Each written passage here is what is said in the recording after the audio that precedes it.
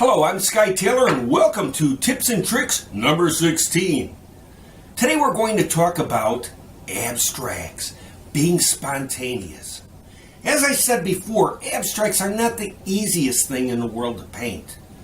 A lot of amateurs make the mistake of being too rigid.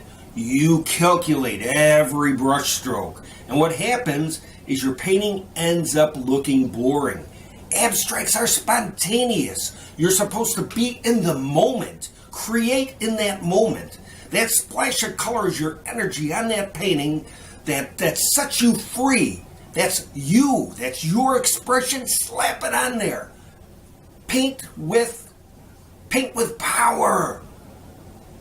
Don't control your paintings. Well, I'm going to give you 6 tips on how not to control your paintings and to be more spontaneous. And that's what abstracts are. You're caught in the moment of creation. And no paintings in the world will ever be the same. You could try painting the same abstract twice. It's not going to be the same. You've got to be spontaneous and work quick.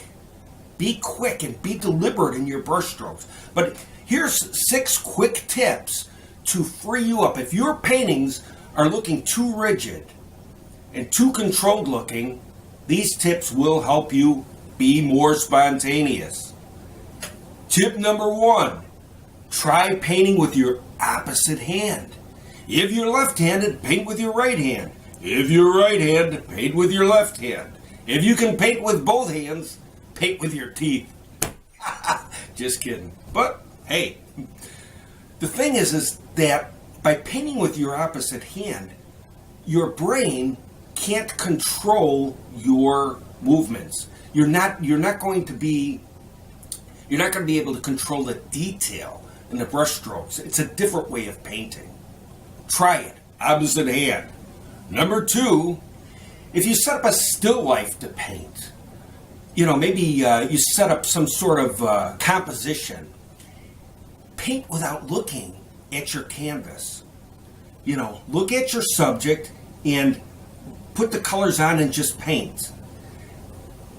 In between, look at it and adjust, but basically, do most of your looking at your composition, not at your canvas. This will teach you not to paint the details. Number 3, which leads us to tip number 3, leave stuff out. If you're painting something like an abstract, just paint the forms and the shapes. If you're painting something like for instance, a still life, I meant to say, leave the details out. You can paint from a real life picture or photo, leave the details out. Just create the shapes and the forms. Great way to paint an abstract. If you have, for instance, a picture of a boating scene with a lot of boats in the harbor, leave out all the details. Just paint the shapes. Makes a difference. Makes a cool abstract, too. Number 4, have a blank canvas, lay down water, and just add color to it and see what happens. This is another way to create an abstract, a spontaneous abstract, using painting with water, then adding color to that water. When I say water, I mean my special recipe. If you haven't seen it, where we mix the gel medium with the water, always have your water mixed with the gel medium so you don't lose your pigments. Remember, we talked about that in previous episodes.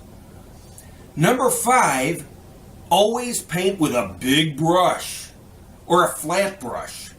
Something that won't allow you to paint in all the little details. Paint bold, paint big. Paint your objects. A bigger brush allows you not to fine-tune things. You just want to get your passion onto the canvas, the shapes and the colors. Details can come later on if you want to put them on. But basically you want to lay down your foundation for your abstract. Number 6, when all else fails, use a big stick. What? Yes! Take your paintbrush to a long stick, maybe 3 feet, 4 feet if you're tall. Tape your brush to the end of a big stick and stand back and paint. Paint with the opposite hand if you have to, because then you can't control every little movement. You are putting your painting, you're putting the objects onto the canvas without being able to control it. It becomes more spontaneous. And as you go along, as I said before, learn to paint faster, because faster allows your hand to create something before your brain has a chance to coordinate your control. You know, that's why I put on music and I paint quick. I can paint a big abstract way quicker than I can paint a smaller abstract. Big abstract, I'm talking something like 3 feet or 6 feet by 10 feet. I could do that in an hour easy. Sometimes smaller ones will take just that much time too, because it's a smaller canvas. So painting bigger helps. But when you're first starting out, always paint smaller. You go bigger later on. Start out small, then go big. But anyways, those are 6 quick tips to help you be spontaneous in painting your abstracts. Next Sunday, we'll have another tips and tricks. Stop by and subscribe, and we'll talk to you soon.